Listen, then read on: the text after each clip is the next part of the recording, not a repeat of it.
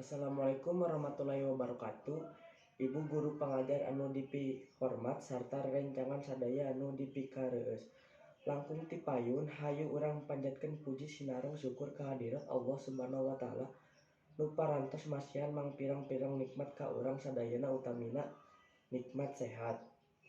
Kuring ngadeg di dieu teu aya lain nyaeta bade ngadugikeun tema nyaeta bahaya-bahaya rokok sapertos ibu serta rencangan sadaya mun nu namina rokok tos teu asing deui di golongan barudak sakola.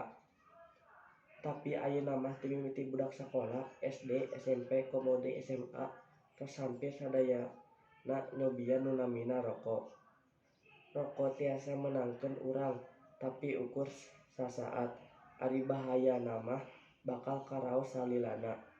Bahaya rokok teh diantarana resiko kanker paru-paru, jantung, impotensi ti sagala reproduksi. Eta mung sababaraha contoh bahaya rokok. Jalmi anu ngarokok teh sami sareng bunuh diri sacara lalaunan.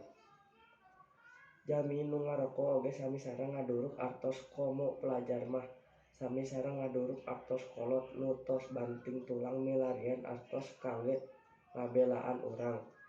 Rerencangan sadaya nu teu acan nyobian rokok kade ulah cobi-cobi ngarokok lantaran bahaya rokok teh seueur pisan sareng nimbulkeun resiko berat sampai ngakibatkeun maot ku bahaya bakona.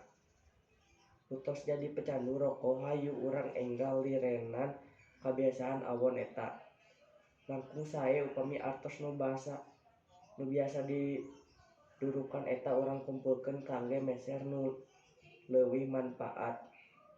Tos seueur korban gara-gara rokok tos sampe urang jadi korban saterusna. Sakitu heula teh abdi hapunten bila aya kasalahan atau aya kata-kata anu magut kanu hati hatur nuhun. Wassalamualaikum warahmatullahi wabarakatuh.